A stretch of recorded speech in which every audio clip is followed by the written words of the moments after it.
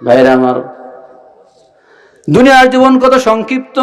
ইল্লা আশিয়াতান আও দুহাহা, কিয়ামতের দিন লোকদেরকে প্রশ্ন করা হবে, ও মানুষ দুনিয়ায় কয়দিন ছিলা? কয়দিন ছিলা? প্রশ্ন আল্লাহ প্রশ্ন করবে, কয়দিন ছিলা দুনিয়াতে? বলবে আল্লাহ দুনিয়ায় ছিলাম। কাম লাবিস্তা ইয়াওমান, কয়দিন? ছিলাম একদিন অথবা একদিনের কিছু অংশ। এরপরে বলা হবে তোমরা দুনিয়ায় কাটিয়েছো একটা সকাল অথবা একটা বিকাল। আসর টু মাগরিব সময় কম না বেশি? আসর থেকে মাগরিব পর্যন্ত সময় কম না বেশি? এটাকে বলা আশিয়া, বিকালবেলা, বৈকালীন, এতটুকু সময় দুনিয়াতে ছিলাম। তাহলে আমরা অবাক হই, অবাক হওয়ার মতন বিষয়, দুনিয়ায় যারা সম্পদ পেয়ে, টাকা পেয়ে, ধন দৌলত পেয়ে, অথবা দুনিয়ার ক্ষমতা পেয়ে, প্রভাব প্রতি পেয়ে যারা আখিরাতকে ভুলে যায়, তারা কি বোকার স্বর্গে বাস করছে না? কি বলেন? চিরস্থায়ী জীবনকে বাদ দিয়ে, বরবাদ করে দিয়ে যারা দুনিয়ার স্বার্থের জন্য এত কিছু করে, তারা কি বোকার স্বর্গে বাস করছে?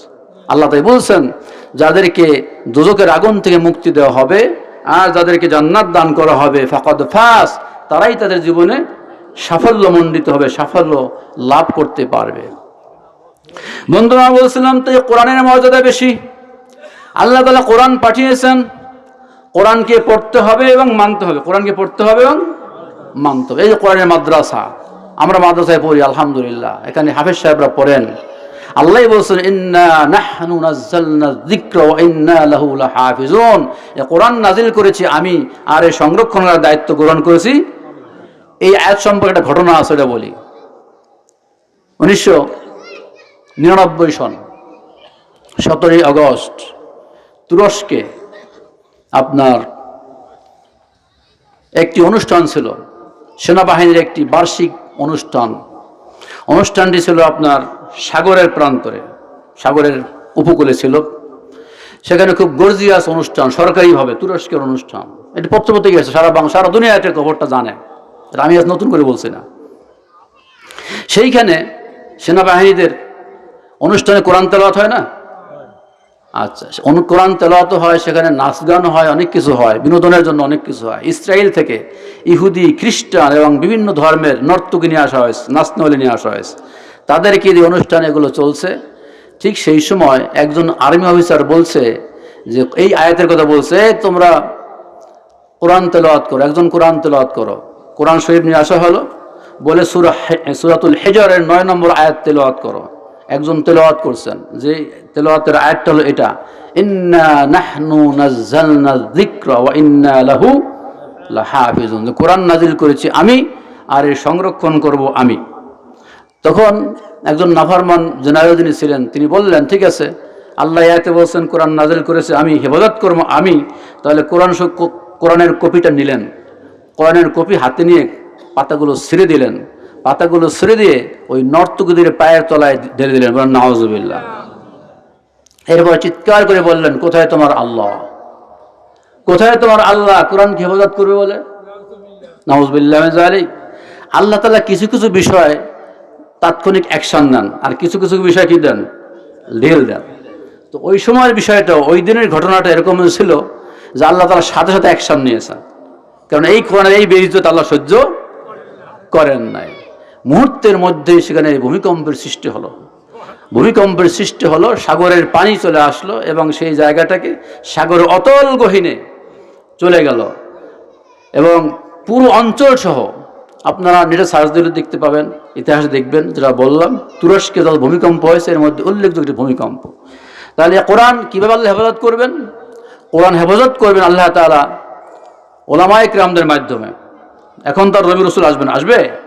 ওলামায়ে কিরাম থাকবেন। আল উলামা ওয়ারাসাতুল আম্বিয়া, ওলামায়ে কিরাম হচ্ছে নবীদের উত্তরসূরি, নবীদের ওয়ারিস। এজন্য মাদ্রাসা আছে, ওলামায়ে কিরাম আছে, হাফেজ সাহেবরান আছেন। দুনিয়ার সমস্ত কোরআনকে ব্রিটিশরা একবার উদ্যোগ নিয়েছিল, ব্রিটিশ সরকার একবার উদ্যোগ নিয়েছিল যে কোরআন শেষ করে ফেলবে। গোটা কোরআন, ভারতবর্ষে যত কোরআন আছে সব কোরআন কালেকশন করে আগুন দিয়ে তারা পোড়াই ফেলবে, তারা সিদ্ধান্ত নিয়েছিল।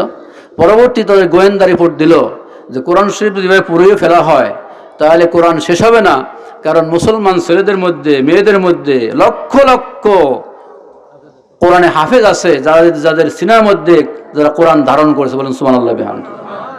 আল্লাহ তাআলা এই ছোট্ট ছোট্ট শিশুদের মাধ্যমে কোরআনকে হেফাজত করতেছে। বন্ধুরা আমার, কোরআন এসেছে পড়ার জন্য এবং বোঝার জন্য এবং আমল করার জন্য। আমরা যে কোরআন না পড়ি, না বুঝি, আমল না করি, আমাদের কোনো উপকার হবে? আল্লাহর কোনো ক্ষতি হবে? আল্লাহ কি আমাদের প্রশংসা এবং ইবাদতের মুহতাজ? তা তো নয়। কোরআন কেন পাঠিয়েছেন? আল্লাহ রাব্বুল আলামিন সূরা নিসার 105 নম্বর আয়াতে বলেছেন, ইন্না আনজালনাল কিতাবা ইন্না আনজালনা ইলাইকাল কিতাবা বিল হাক্কি লিতাহকুমা বাইনান নাস।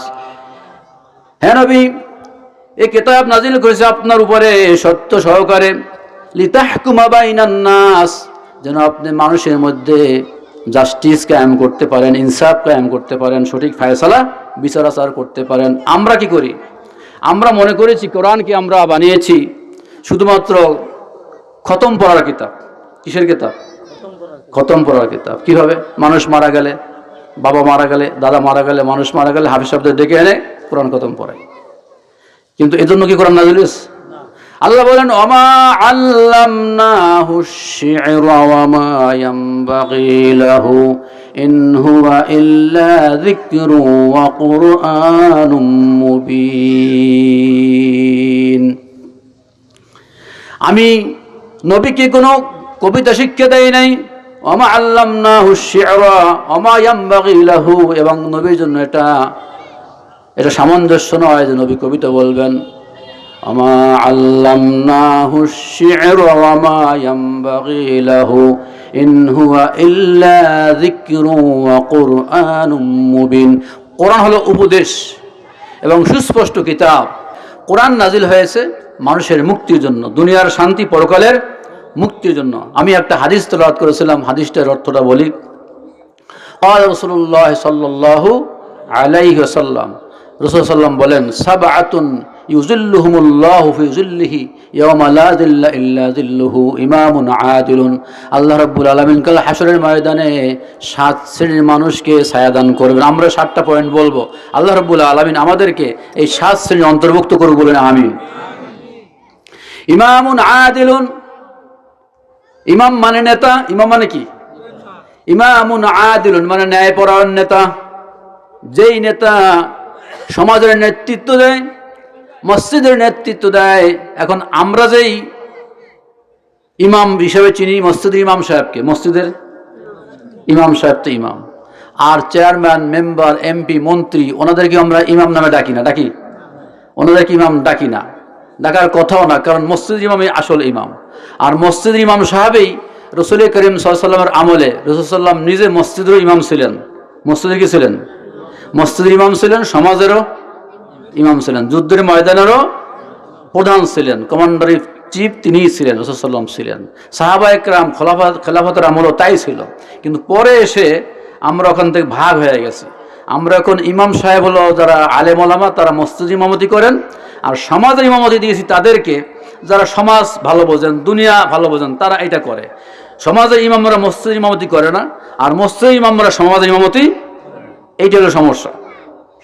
অথচ ইসলাম হলো পরিপূর্ণ জীবন বিধান। আল্লাহ রাব্বুল আলামিন বলেন, আল ইয়াউমা আকমালতু লাকুম দীনাকুম ওয়া আতমামতু আলাইকুম নি'মাতি ওয়া রাদিতু লাকুমুল ইসলাম দীনা। বিদায় হজ্জের ভাষণে আল্লাহ বলেছেন যেমনটি, ওমা আরসালনাকা ইল্লা রাহমাতাল লিল আলামিন। নবী হে, আমি জগৎবাসীর জন্য আপনাকে পাঠিয়েছি রহমত হিসেবে। কি হিসাবে পাঠাইছেন? রহমত। কোন রহমত? এটি নাজিল হয়েছিল, শুরু হয়েছিল ওই যে গরে হেরা থেকে, আর সমাপ্ত হয়েছে বিদায় হজ্জের ভাষণে। বিদায় হজ্জের ভাষণের পরে আল্লাহ তাআলা এই আয়াত নাজিল করে দিলেন, হে নবী, আল ইয়াউমা আকমালতু লাকুম দীনাকুম, আজকে দিনকে পরিপূর্ণ করে দিলাম। অন্যান্য যত নবী রাসূল এসেছেন, সমস্ত নবী রাসূল আমলেও দিন ছিল, ইসলাম ছিল, কিন্তু পূর্ণ ঘোষণা করা হয় নাই। নবীর আমলে বিদায় হজ্জের ভাষণের পরে দিনকে, ইসলামকে কি করে দেওয়া হয়েছে? কমপ্লিট করে দেওয়া হয়েছে। এজন্য বলা হয় Islam is the complete code of life. Islam is the complete system of life, way of life.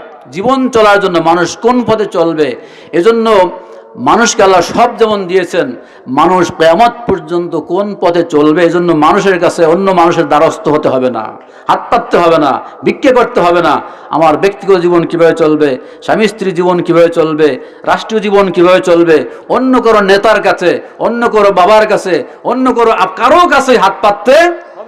ইসলাম পরিপূর্ণ। ইসলাম কি? এই কোরআন পরিপূর্ণ। যদি এটাকে পরিপূর্ণ কেউ না মানে তাহলে তার ইমান পরিপূর্ণ। এই কথা কোরআনে বহুত জায়গায় আছে। যখন এবার আসুন ইমামুন আদিলুন, আমি ওই পয়েন্ট শেষ করে দেই, আলোচনা তারা শেষ করতে পারবো ইনশাআল্লাহ। ইমামুন আদিলুন, ন্যায় পরায়ণ ইমাম, যে ইমাম ন্যায় বিচার করে, যিনি দুর্নীতি করেন না, ক্রাইম করেন না। ইমামুন আদিলুন, সমাজের ইমাম এমন যদি হয় তাহলে কাল হাসরের ময়দানে এই ইমামকে আল্লাহ তাআলা 7টা শ্রেণী বলেছেন। দেখেন, 1 নম্বরে বলেছেন নেতার কথা। 1 নম্বরে কার কথা? তাহলে সমাজ, যারা রাজনীতি করেন, যারা সমাজনীতি করেন, যারা সমাজ চালান, সমাজের মাতুব্বরগিরি করেন, যারা প্রশাসনে আছেন, তারা সমাজের ইমাম কিনা? তারা সমাজের ইমাম কিনা? তাহলে তাদের জান্নাতে যাওয়ার রাস্তা আছে কিনা? নাই। আছে না নাই? তারাই তো 1 নম্বরে যাবেন।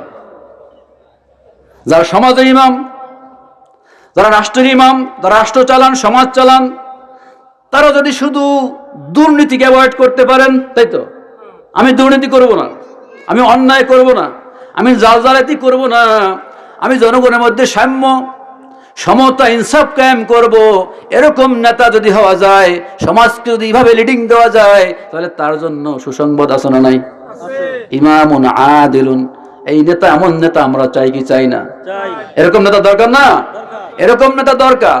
আল্লাহ রাব্বুল আলামিন গোটা দুনিয়ার জন্য, বাংলাদেশের জন্য এরকম ইমামুন আদিলুন, ন্যায় পরায়ণ, তারা সমাজ ইনসাফ কায়েম করবে, ইনসাফ কায়েম করবে, ন্যায় পন্থা কায়েম করবে, দুর্নীতি করবে না। এরকম নেতা দিয়ে আল্লাহ তাআলা। আর আমাদের মসজিদ ইমামদের কথা বললাম, মসজিদ ইমাম সাহেবদের কি দুরবস্থা, দুর্গতি।